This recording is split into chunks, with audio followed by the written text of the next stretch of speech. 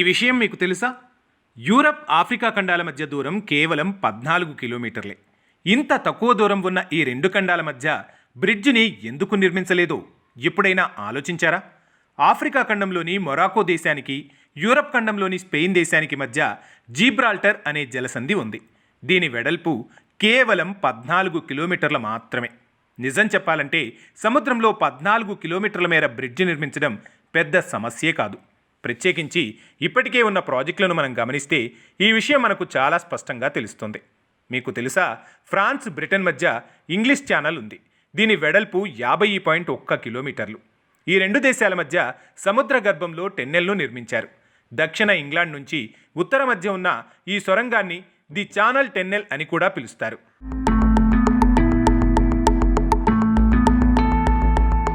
ఇక చైనాలోనూ రెండు ప్రాంతాలను కలుపుతూ సముద్రంలోని 165 కిలోమీటర్ల పొడవైన బ్రిడ్జిని బీజింగ్ నిర్మించింది.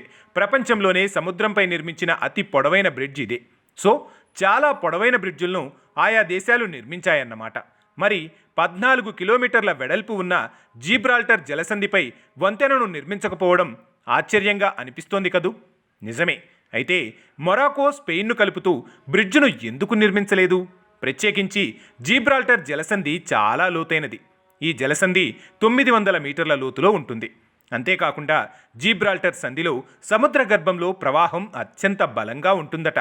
దీంతో ఇక్కడ నిర్మాణాలను చేపట్టడం చాలా కష్టమైన పని. అంతేకాదు, ఇక్కడ ఉన్న లోతు కూడా టన్నెల్ నిర్మాణానికి ఇబ్బందికరమే. ఎందుకంటే సముద్రపు అడుగుభాగం గట్టి రాళ్లతో కూడి ఉంటుంది. అక్కడ తవ్వడమంటే సవాళ్లు తప్పవు మరి.